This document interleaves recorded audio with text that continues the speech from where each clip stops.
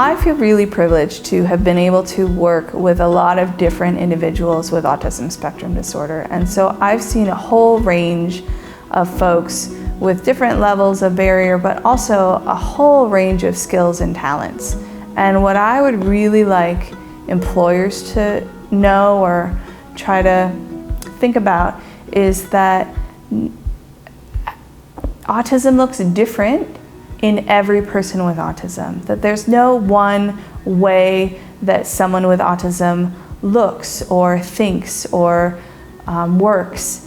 And there's also no one special talent, that there's a whole range of individuals with a whole range of amazing skills and abilities, and being open to having them in your workplace and making your workplace more accessible, or making your hiring practice more accessible to individuals on the spectrum, will actually benefit them in the long run, because by not doing that, they're walling themselves off from this amazing pool of talent and skills that I think people are starting to recognize, but not really fully.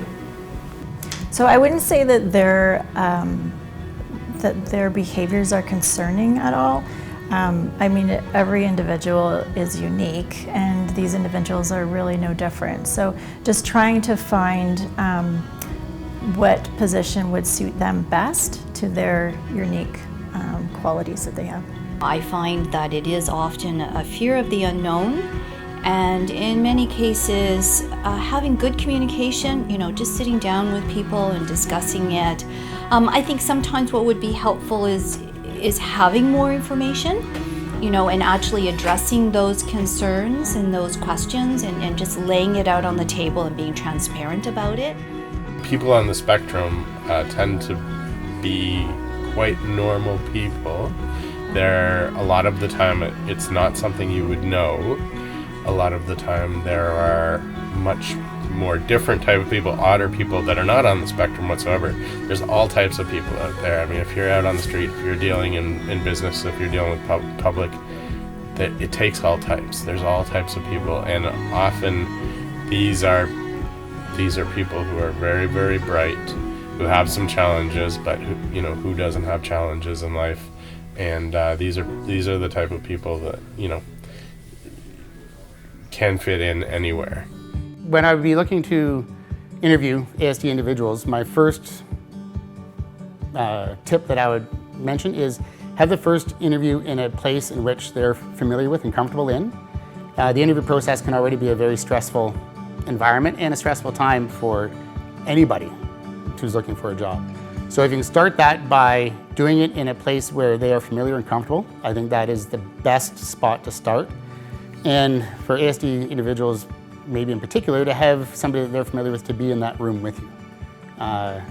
And that way there's that common denominator there, that person that they're familiar with. And again, in my particular instance with Dylan, Joe was there in the interview process, and it went really, really well. So our interview process with these individuals basically was non-existent, because we knew that it was very anxiety-provoking for them. They had never been in a position like this before. This was their first office job that they were going to have. So instead of doing an interview, what we did was a trial work period. So they could just bypass that whole thing.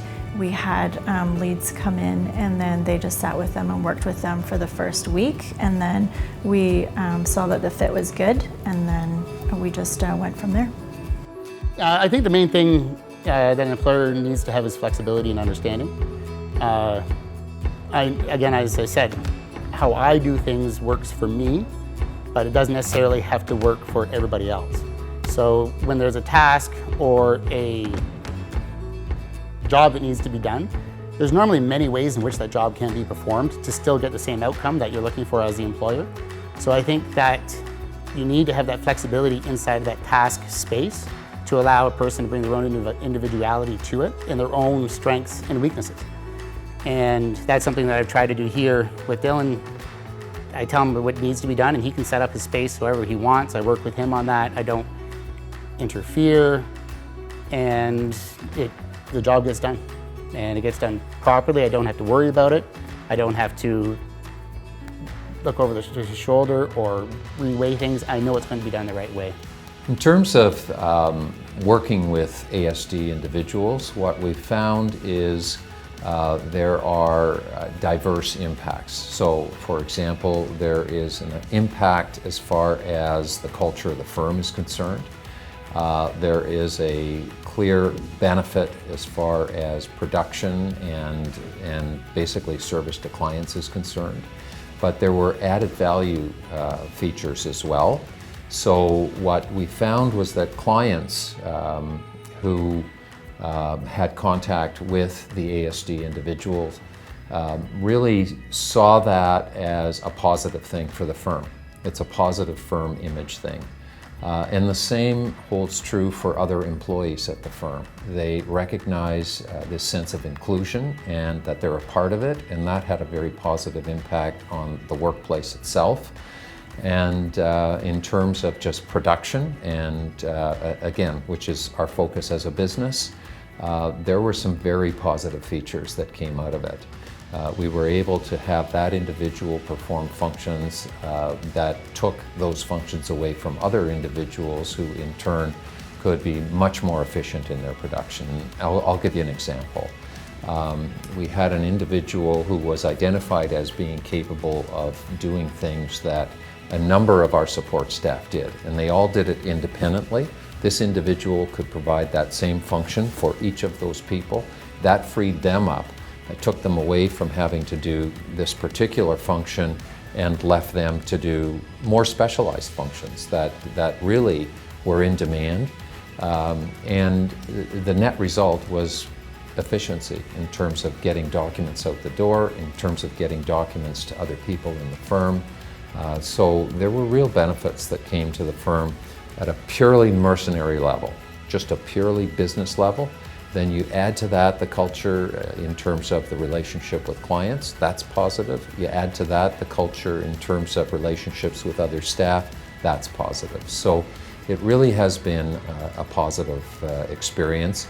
Now I'm generalizing. I'm not going to say that we haven't had negative outcomes, but we have negative outcomes with all of our employees. And if I had to compare the two, I'd say we've had less negative incomes or less negative outcomes with people with ASD than we have with our, quote, regular employees. Hiring because of my abilities means that you get the right person for the job. You're looking at people's skills and what they can do, and not just my outward appearance. When we hire people with different abilities, it means that we're also making sure that everyone has an equal opportunity to work and be employed, which in turn helps us to move out of poverty and be seen positively in the community. When we see people who are different in productive roles in society, we become less scary, we become more humanized, so that when people talk about autism, they can say, oh yeah, I know Elspeth, she works at the comic book shop. And instead of being a big scary thing, it becomes about a person that we know in our community who actively is participating and giving back to the community. Well, I think what we bring is a difference in, how I put this, a difference in perspective and outlook. I think what that means is we can approach problems in a different manner than neurotypical people often would. The importance of hiring, not because of our disability, but because of our abilities. Often the presence of being on the spectrum can be seen as like a label. And because of that, some people may just look at the disability and not necessarily the people's abilities that are on the spectrum. So it's really a case of being on the spectrum should not affect employment in any way. Meaningful employment means to me both sides. My side, what I bring to a job in my specific skill sets and knowing I'm using them to the best of my ability, brings me a lot of fulfillment, but also knowing that my employer appreciates and wants those specific skill sets that I bring to the job. I just want to say, like, you know, we may have different ways of dealing with our situations, like, you know, at home or at work, but in the end, we are employable and we are focused, and like I said, trust is a big key, trust and respect, and you'll be fine.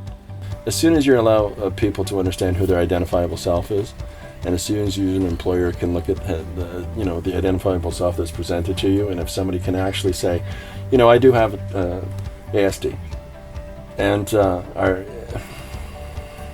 so, okay, great. If I want to take a moment and read something on that, and if there's something that I can do to source some information and become more knowledgeable, and okay, so what does that mean? What's that structure and how it represents you? Then that allows me the ability to interact with you with an understanding. I think that if people take a moment to have a better understanding of the people around them, whatever differences those are, it can only make it easier for everybody to work together. It's tough. It's tough to know what to say without diminishing or demarking people as other, different, because everybody's other, everybody's different. Nobody in this room is the same. We represent the United Voices of Autistic Adults. We are here to help. Our voices are strong. We are ready to work. We are willing to work. We are able to work. You can leverage our talents. We are currently looking for jobs or are unemployed. We are eager, we are intellectually capable, and we have employable skills. We need you to see our potential, not simply our challenges. We represent an untapped pool of employment talent. Our neurodiversity can present competitive advantages for employers. Let's find the fit to help you succeed.